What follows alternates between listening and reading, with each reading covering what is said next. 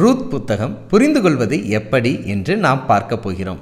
Ruth புத்தகம் 4 அதிகாரங்கள் கொண்ட ஒரு புத்தகம். 85 வசனங்கள் இருக்கிறது. 20 நிமிடத்தில் உட்கார்ந்து வாசித்து நிறைவு செய்ய முடியும் என்பதை நாம் புரிந்து கொள்ளலாம். நிச்சயமாக நீங்கள் வாசிப்பீங்கன்னு நான் நம்புகிறேன். ரூத் புத்தகத்தின் சரித்திரத்துக்குள்ளாக கடந்து செல்லலாம். பெத்லஹேம் என்ற ஊரிலே ஒரு தம்பதி இருக்கிறாங்க. அவங்க யார் அப்படின்னா எலிமெலேக்கு, நகோமி. இவங்களுக்கு 2 பிள்ளைங்க இருக்கிறாங்க, மக்லோன் மற்றும் கிலியோன். பெத்லஹேமில் பஞ்சம் வந்ததுனால இவங்க குடும்பமாக பஞ்சம் பிழைப்பதற்காக மோவாப் தேசத்திற்கு கடந்து போகிறாங்க. சில காலத்திற்குள்ளே நகோமியின் கணவன் எலிமெலேக்கு இறந்து விடுகிறார். அதற்கு பின் நகோமி தன் 2 குமாரருக்கும் மோவாப் தேசத்திலே பெண் கொள்கிறார். அந்த பெண்களின் பெயர்தான் ஓர்பால் மற்றும் ரூத். அதற்கு பின்னும் நகோமியின் 2 குமாரர்களும் ஓர்பால் மற்றும் ரூத்தின் கணவன்மார்களுமாகிய மக்லோனும் கிலியோனும் இறந்து விடுவதை பார்க்க முடிகிறது. இப்படியாக ரூத் புத்தகம் 3 மரணத்துடன் தொடங்குவதை பார்க்க முடிகிறது.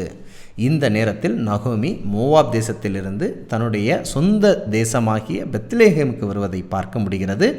நகோமியுடன் சேர்ந்து ரூத் வருகிறாள். ஓர்பால் தன்னுடைய சொந்த தேசத்திற்கே திரும்பி போகிறாள். இப்படி இருக்கின்ற சூழ்நிலையில் தன் கணவனை இழந்த நகோமியின் வாழ்க்கையில் ஏதேனும் நம்பிக்கை இருக்கிறதா? தன் கணவனை இழந்த விதவையான ரூத்தின் வாழ்க்கையில் ஏதேனும் நம்பிக்கை இருக்கிறதா என்ற ஏக்கத்தோடு வாசிக்கும் வாசகருக்கு பரலோகத்தின் தேவன் ஆச்சரியத்தை வைத்திருக்கிறார். இங்கேதான் இந்த புத்தகத்தின் கதாநாயகனாக போவாஸ் என்ற மனிதன் வருவதை பார்க்க முடிகிறது. பின்னாட்களில் போவாஸுக்கும் ரூத்துக்கும் திருமணமான பின் அவர்களுக்கு ஓபேத் என்ற பிள்ளை பெறுவதை பார்க்க முடிகிறது. இந்த ஓபேத்துக்கு ஈசாய் என்ற மகன் பிறக்கிறான். ஈசாய்க்கு தாவிது என்ற பிள்ளை பிறப்பதை பார்க்க முடிகிறது. இப்படியாக 1ஆம் அதிகாரத்தில் 3 மரணத்துடன் ஆரம்பித்த ரூத் புத்தகம் 4ஆம் அதிகாரத்தில் முடியும் போது 3 தலைமுறைகள் உருவாவதை பார்க்க முடிகிறது. நம்பிக்கையற்ற சூழ்நிலையில் இருந்த நகோமிக்கும் நம்பிக்கையற்ற சூழ்நிலையில் இருந்த ரூத்துவுக்கும் அவர்களுடைய 2ஆம் பகுதியான வாழ்க்கையை ஆசீர்வதித்தருளினார் பரலோகத்தின் தேவன் என்பதை புரிந்து கொள்ளலாம். இந்த ரூத்துவின் வம்சத்தில் தான் தாவீது பிறந்தார். தாவீதின் வம்சத்தில் தான் இயேசு பிறந்தார் என்பதை புரிந்து கொள்ளலாம்.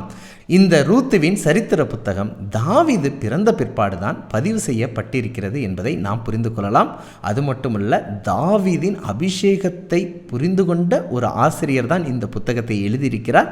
அதன் அடிப்படையில் பார்க்கும்போது சாமுவேல் தீர்க்கதரிசி தான் இந்த புத்தகத்தை எழுதியிருக்கிறார் என்று யூத வல்லுநர்கள் நம்புகிறார்கள்.